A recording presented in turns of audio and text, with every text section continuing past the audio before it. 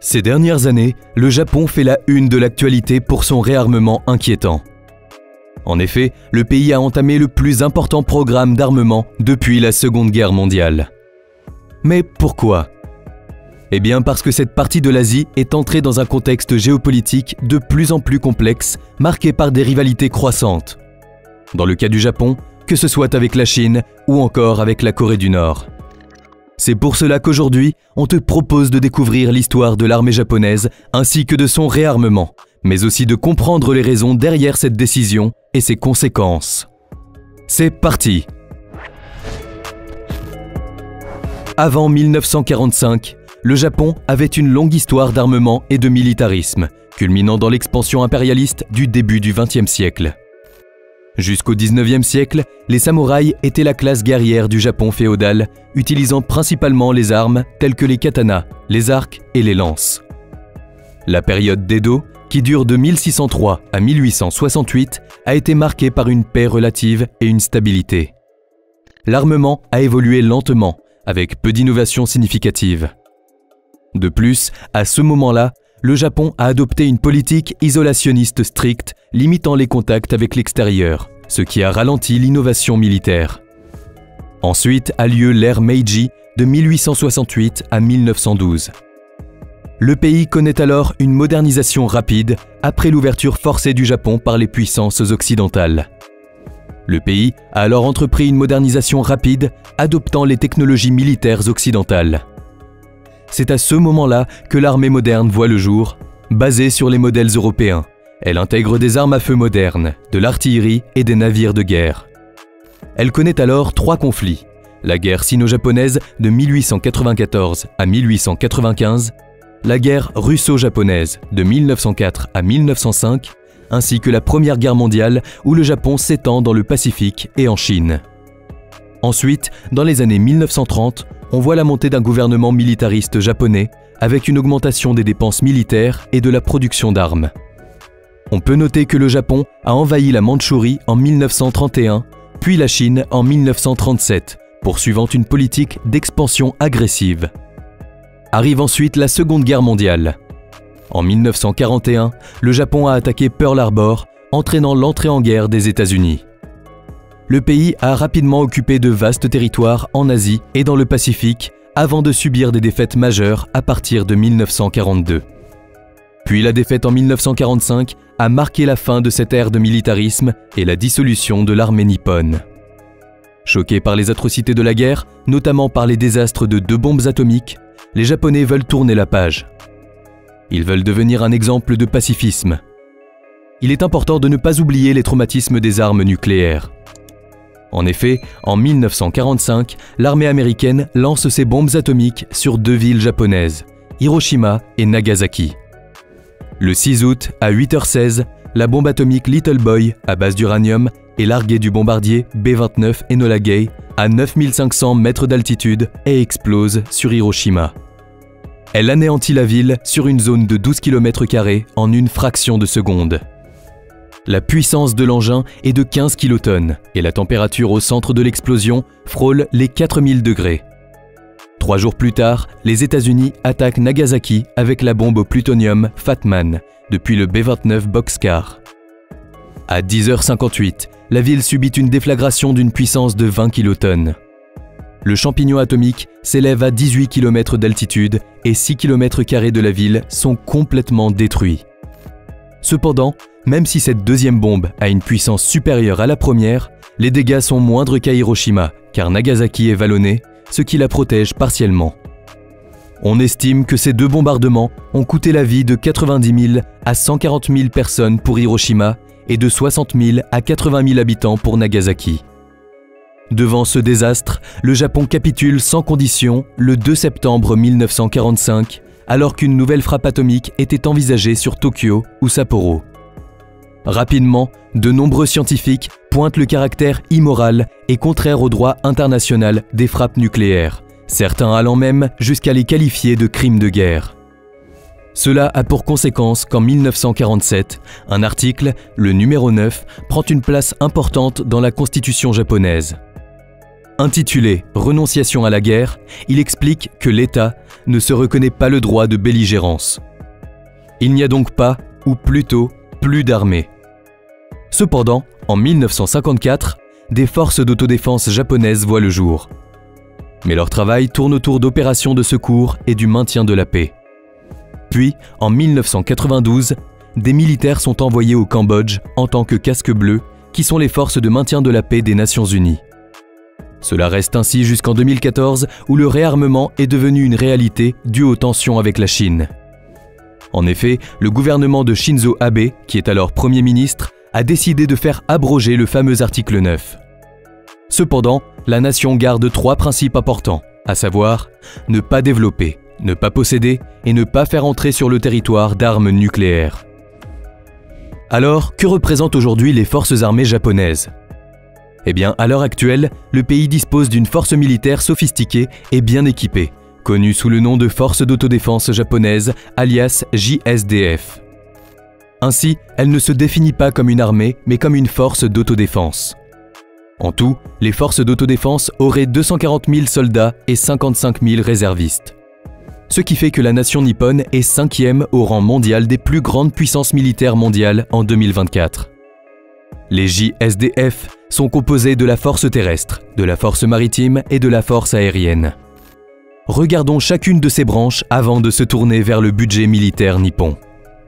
La force terrestre d'autodéfense japonaise est bien équipée avec des chars de combat modernes, des véhicules blindés et de l'artillerie. Le Japon a investi dans la modernisation de ses équipements militaires et la formation de ses soldats pour renforcer ses capacités de défense. Elle dispose également de forces spéciales bien entraînées et de capacités logistiques robustes. Elles sont connues sous le nom de Tokushu Butai et sont hautement entraînées et équipées pour mener des missions spécialisées telles que la lutte contre le terrorisme et le sauvetage d'otages. On peut notamment parler de la Special Assault Team, qui est une unité antiterroriste qui est déployée dans certaines préfectures sous la supervision de l'Agence nationale de police. On peut aussi parler de la force maritime d'autodéfense japonaise, qui est l'une des plus avancées d'Asie. Elle compte environ 44 000 hommes. Elle dispose de destroyers, de frégates, de sous-marins et de navires de patrouille. En tout, elle aurait 130 navires de guerre, mais également une vingtaine de sous-marins, 4 frégates ainsi que 36 destroyers, dont 3 de classe Asahi et 4 de type 119 DD. On peut aussi parler des 4 destroyers porte-hélicoptères de la classe Hyuga. Nommés JDS Hyuga, JDS Ise, JDS Izumo et JDS Kaga. Ainsi, le Japon se positionne dans les meilleures flottes mondiales, derrière les États-Unis et la Chine notamment. Enfin, nous avons la force aérienne d'autodéfense japonaise qui est dotée de 45 600 hommes et plus de 1590 avions, dont 300 avions de combat, mais aussi d'hélicoptères et de drones. Elle dispose de chasseurs F-15J, F-2 et F-35 achetés aux États-Unis, ainsi que d'avions de transport C-130 et de drones de reconnaissance. Du côté des forces terrestres, on comptait en 2016 157 000 soldats, dont 7 000 réservistes et 400 chars.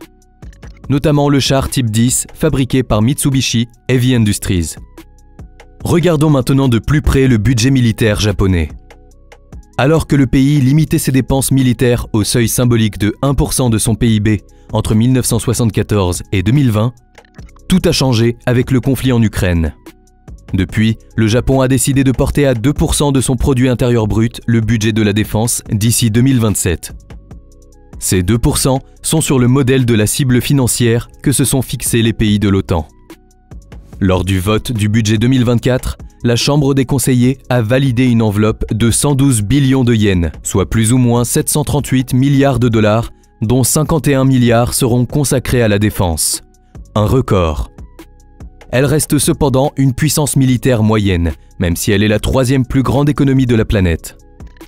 Néanmoins, le pays se place 3e au rang des dépenses militaires les plus élevées, derrière les États-Unis et la Chine. Le Japon explique vouloir se mettre en garde contre les pressions de la Chine. D'ailleurs, déjà en 2021, quelques mois après son élection, le nouveau Premier ministre japonais, Fumio Kishida, a annoncé vouloir augmenter le budget de la défense à 68 milliards de dollars d'ici 2027. En effet, il est promis que celui-ci sera doublé d'ici 5 ans. La chercheuse Valérie Niquet, de la Fondation pour la recherche stratégique, explique ce geste au journal Les Échos. Tokyo doit absolument donner des gages aux États-Unis pour assurer qu'ils restent bien ancrés dans la région. La symbolique d'un budget à 2% fait partie de ces gestes. C'est alors la plus forte hausse des dépenses militaires jamais organisées depuis 1945. L'objectif est d'avoir toutes les capacités nécessaires pour une contre-attaque. Cela passe notamment par l'achat de missiles à longue portée, capables de frapper des navires de guerre et des cibles telles que la Chine et la Corée du Nord. Cependant, au Japon, ces mesures divisent. Par exemple, Toshiya Kobayashi, directeur adjoint de la Commission des Affaires internationales au sein du Parti communiste japonais, s'est montré fermement opposé au budget militaire de 2024. Il explique que cela va avoir un impact énorme sur les conditions de vie des Japonais, y compris sur les dépenses sociales et éducatives. Il faut savoir que pour trouver une telle somme d'argent, on rappelle 738 milliards de dollars, le gouvernement a décidé de couper les acquis sociaux du pays, qui sont déjà rares et inégalitaires, alors que le peuple japonais est confronté à une hausse du coût de la vie depuis 2 ans. De plus, cela signifie une réduction de la part de l'État versée aux établissements de soins infirmiers à domicile, alors que le pays connaît l'un des vieillissements les plus rapides au monde et alors que les personnes âgées sont déjà laissées de côté avec des pensions de retraite qui sont à un niveau inférieur au taux d'inflation. Mais déjà avant le début du conflit ukrainien, le Japon commence à se réarmer, notamment à cause de la menace nord-coréenne qui multiplie ses essais militaires. En 2018, le pays a annoncé la transformation de ses 2 porte-hélicoptères de classe Izumo en porte-avions légers capables de déployer des chasseurs américains F-35B. Déjà à ce moment-là, cette petite révolution aéronavale a suscité une vive polémique où une partie de la classe politique y voyait une violation de l'esprit pacifiste de l'article 9 de la Constitution dont on te parlait il y a un instant. Ensuite, en 2015, le Japon commence la conception d'un canon électrique à propulsion électromagnétique pour neutraliser les missiles hypersoniques. Et il est testé en novembre 2023 avec succès. Ce canon, aussi appelé Railgun, est capable de tirer une balle à vitesse hypersonique, c'est-à-dire au-delà de 2000 mètres par seconde, soit 5,8 fois la vitesse du mur du son. Il ne s'agit pas d'une nouvelle invention. D'ailleurs, il a été testé à maintes reprises depuis des dizaines d'années, mais aucune armée ne dispose encore de matériel véritablement opérationnel. Il sera capable d'envoyer ses munitions à différentes vitesses en manipulant le niveau d'énergie et en l'adaptant à la vitesse du missile entrant. Pour détruire un missile supersonique, le canon agirait en guise de mitrailleuse rapide pour tirer un maximum d'ogives en un minimum de temps, tout en réalisant des mouvements de balayage. Pour que cela fonctionne, le matériau des ogives doit être à la fois très solide pour résister à la puissance du tir et également posséder une excellente conduction électrique. Le railgun japonais a déjà été testé en tant que prototype et il pouvait déjà tirer une ogive à une vitesse maximale de 2300 mètres par seconde. L'idée pour l'armée japonaise, c'est de l'utiliser comme un élément de défense aérienne suffisamment véloce pour pouvoir intercepter des missiles hypersoniques que détiennent notamment la Chine et qui sont opérationnels depuis un moment. Le test a été effectué par l'agence de recherche militaire japonaise sur un navire en mer, le JS Asuka, qui est spécialement conçu pour tester des armements. L'objectif de cet essai était donc de vérifier ses capacités de tir en mouvement et également l'usure du rail après les tirs. Il faut savoir que c'est un point critique sur ce type d'armement, car étant donné l'accélération brutale du projectile, l'érosion de l'arme est importante. Ainsi, son utilisation en tir à répétition risque de l'user prématurément. La masse et la vitesse initiale du projectile n'ont pas été annoncées. On sait seulement que le projectile tiré disposait d'un calibre de 40 mm. Ainsi, il pourrait compléter le bouclier antimissile du Japon d'ici la fin de la décennie. D'ailleurs, en juin 2024, on apprend que le pays se joint à la France et à l'Allemagne pour développer un autre canon électromagnétique. Cela nous montre que la nation nippone profite aussi de ce réarmement pour se rapprocher de ses alliés comme l'OTAN ou encore la Corée du Sud. D'ailleurs, en octobre 2023, les premiers exercices militaires aériens entre la Corée du Sud, le Japon et les États-Unis ont lieu. Si la Corée du Sud et le Japon ont chacun mené des exercices aériens avec l'armée américaine, ils n'avaient pas encore effectué de manœuvres conjointes. Mais n'oublions pas que le Japon est proche des États-Unis. D'ailleurs, quelques 50 000 soldats américains sont présents sur l'archipel, notamment à Okinawa. Ces exercices sont donc une première qui devient un symbole de la nouvelle relation trilatérale qui se développe depuis 2022 face aux tensions grandissantes avec la Corée du Nord, mais aussi la Chine. C'est le bombardier américain à long rayon d'action B-52 Stratofortress, capable de transporter un armement nucléaire, qui a participé à cet exercice, accompagné de chasseurs japonais et sud-coréens. Cet exercice fait suite à la rencontre entre les trois pays à Camp David quelques mois plus tôt. Il ne faut pas oublier que sa venue est un moyen pour Washington d'afficher leur dissuasion nucléaire sur la péninsule coréenne. Quant à Séoul et Tokyo, cet exercice est un nouveau symbole de leur rapprochement face à la menace nord-coréenne. En décembre 2023, le Japon s'invite également dans le programme européen de drones nommé MALE, en observant le statut d'observateur. Le projet de drone moyenne altitude longue endurance, alias MALE, est une initiative conjointe de la France, de l'Allemagne, de l'Italie et de l'Espagne. Ce programme vise à développer un drone de reconnaissance capable de voler à moyenne altitude avec une grande autonomie. Le projet est mené par Airbus Defence and Space avec Dassault Aviation et Leonardo comme principaux sous-traitants. Nommé Eurodrone, il est conçu pour avoir une masse d'environ 10 tonnes, une envergure de 30 mètres, une longueur de 10 mètres et une hauteur de 6 mètres. Il devra pouvoir voler à 13 700 mètres d'altitude à une vitesse de croisière de 500 km/h. Il sera équipé de 2 turbopropulseurs catalystes fournis par Avio Aeroe et aura une endurance de 30 heures. Ainsi, l'objectif principal de ce programme est de fournir aux armées des pays participants un drone capable de missions de surveillance et de reconnaissance, tout en garantissant la souveraineté et l'indépendance européenne en matière de défense. Toujours en décembre 2023, on apprend que pour la première fois, le Japon va aider les États-Unis à fournir des armes à l'Ukraine. Ainsi, même si le pays interdit de vendre des armes létales à l'étranger, il va commencer à livrer des missiles Patriot aux États-Unis pour lui permettre de puiser dans ses propres stocks et alimenter l'armée ukrainienne. Ainsi, le groupe japonais Mitsubishi Heavy Industries va être autorisé à vendre aux États-Unis des missiles Sol-Air Patriot Advanced Capability de type PAC-2 et PAC-3 que le groupe fabrique actuellement dans l'archipel. Il avait négocié dans les années 2000, dans le cadre d'un accord de défense entre Tokyo et Washington, des contrats de licence auprès des entreprises de défense américaines Lockheed Martin et RTX, anciennement Raytheon Technologies. Et donc, indirectement, la nation nippone a autorisé l'expédition d'armes létales. Jusqu'ici, seuls des composants fabriqués sous licence pouvaient être livrés vers une poignée de pays partenaires. Et aucun armement complet susceptible de tuer ou de blesser ne pouvait être vendu hors du pays. D'ailleurs, le Japon livre directement à l'Ukraine seulement quelques équipements de protection, comme des casques ou encore des gilets pare-balles.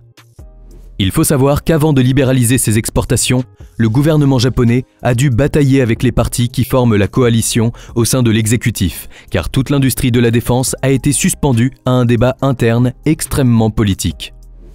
L'essentiel du blocage vient du Komeito, un parti fondé dans les années 1960 par des membres du mouvement bouddhiste Soka Gakkai. Il se présente en grand défenseur des principes pacifistes de la constitution japonaise et freine toute réforme précipitée des grands principes qui encadrent actuellement les livraisons d'armes à l'international.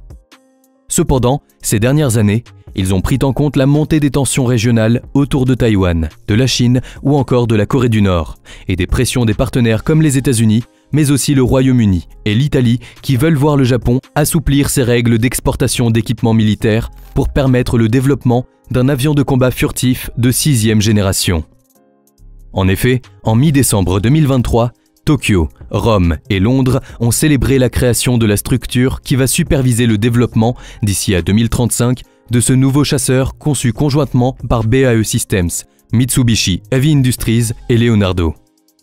Mais avant de se mobiliser pleinement sur ce projet, évalué à plusieurs dizaines de milliards de dollars, les partenaires du Japon ont voulu être certains qu'ils pourront vendre librement leur avion à l'international. Le gouvernement de Fumio Kishida a donc dû convaincre le Komeito d'assouplir sa posture, alors que le parti du Premier ministre japonais était dans une position de faiblesse et que sa cote est au plus bas, car des dizaines de parlementaires de son parti, le PLD, se sont retrouvés impliqués dans un vaste scandale politico-financier.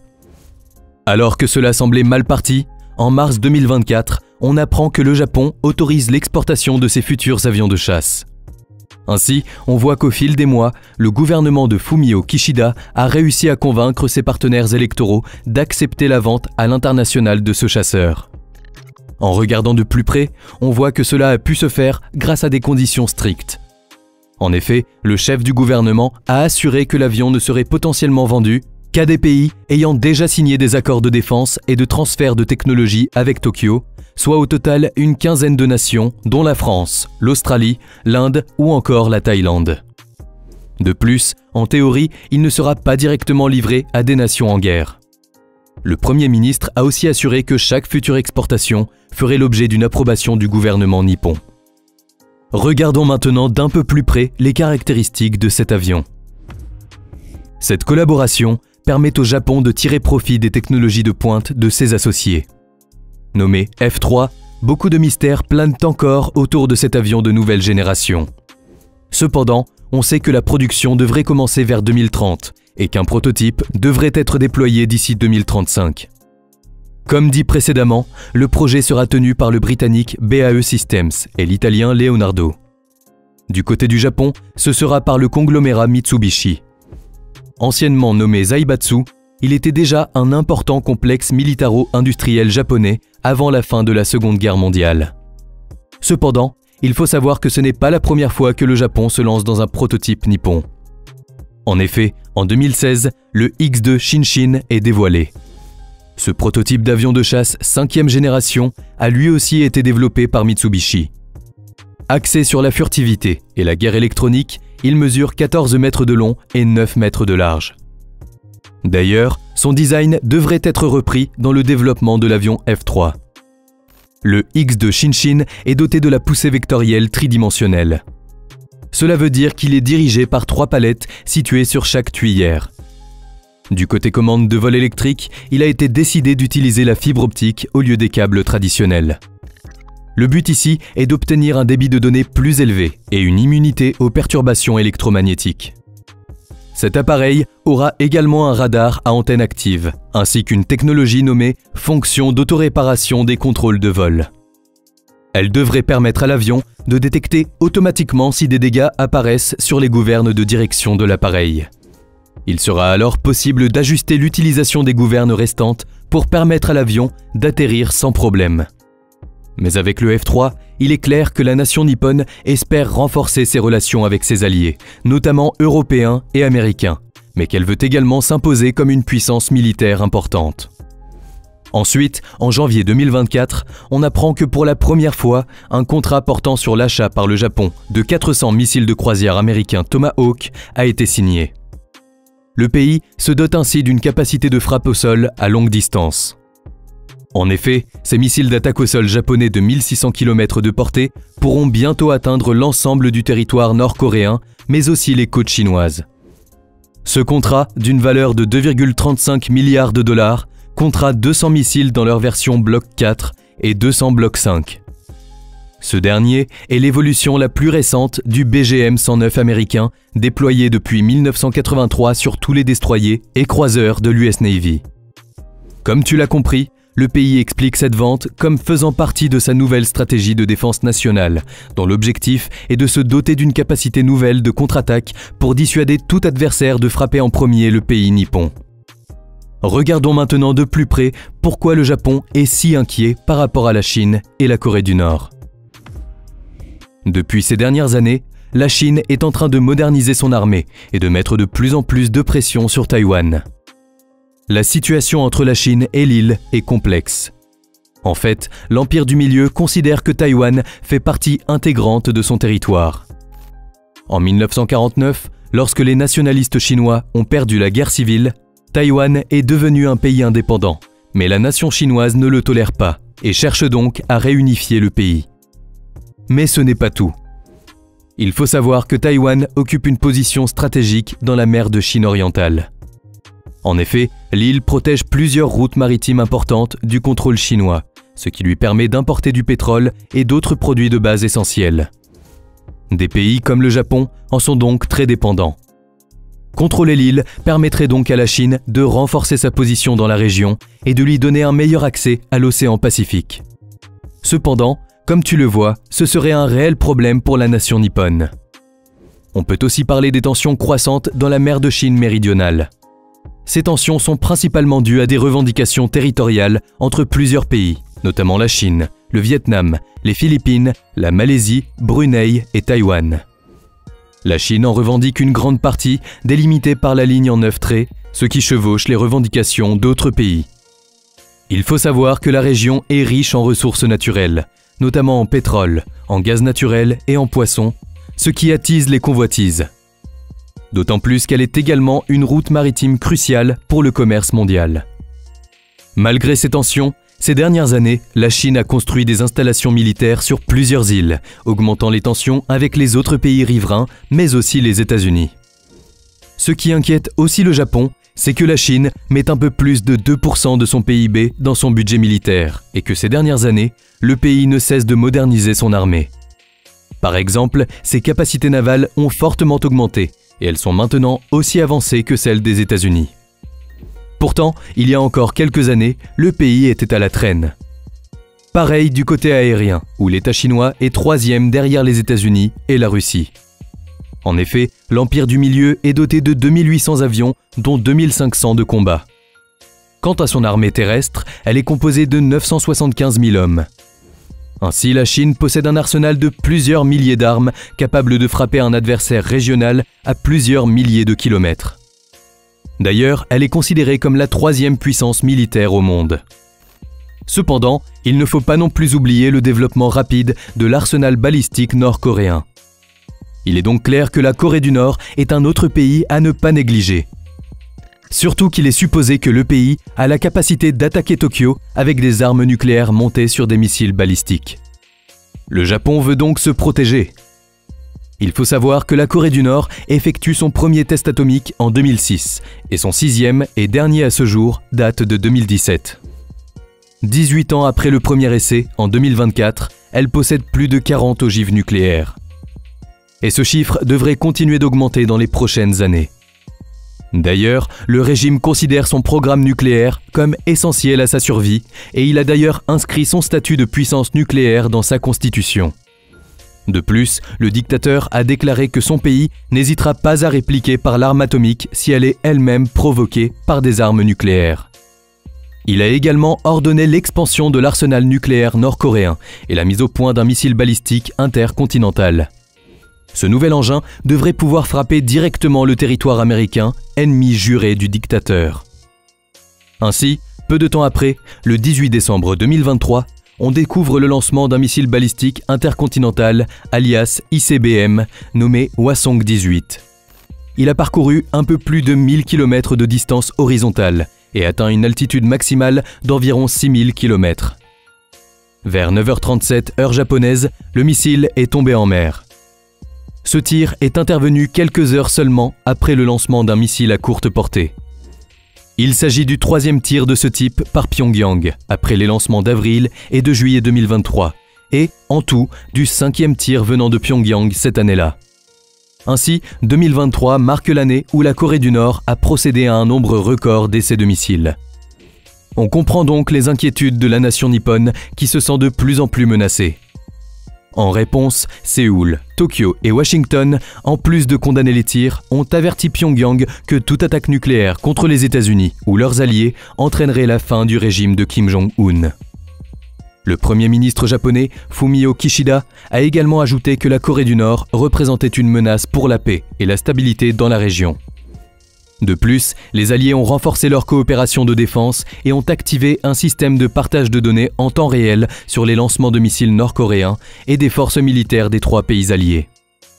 Dans un effort de dissuasion, les forces armées américaines ont également envoyé en Corée du Sud le sous-marin à propulsion nucléaire USS Missouri, le porte-avions USS Ronald Reagan et un bombardier stratégique B-52. Depuis, en avril 2024, la Corée du Nord a à nouveau tiré un missile balistique vers la mer du Japon. Les tensions sont donc loin de diminuer. Il ne faut pas non plus oublier que le Japon connaît des différends territoriaux avec la Russie, concernant les îles Kouril. De même avec la Corée du Sud, qui ont des différends historiques et territoriaux, notamment concernant l'île de Takeshima-Dokdo. Le 14 août 2024, on apprend que le Premier ministre japonais Kishida quittera ses fonctions en septembre. 3 ans après avoir pris la tête du gouvernement, les scandales et les mauvais indicateurs économiques ont eu raison de son mandat. On peut alors se demander si cela aura des conséquences sur le réarmement du Japon. On voit donc que le Japon, en lançant son programme d'armement le plus ambitieux depuis la Seconde Guerre mondiale, cherche à se protéger, mais aussi à s'imposer sur la scène internationale. Il est donc clair que la course à l'armement est lancée et que le Japon met tout en œuvre pour pouvoir se tenir en face de ses ennemis, notamment la Chine et la Corée. Toutes les branches de l'armée y sont passées, armée de l'air, de terre ou encore la marine. Toutes connaissent des mises à niveau, essayant d'obtenir les meilleures technologies militaires possibles. Heureusement, la nation du soleil levant peut compter sur ses alliés, que ce soit l'Union européenne, l'OTAN ou encore les États-Unis, qui mettent tout en œuvre pour soutenir Tokyo. On peut tout de même se demander si cela sera suffisant pour assurer la stabilité de la région.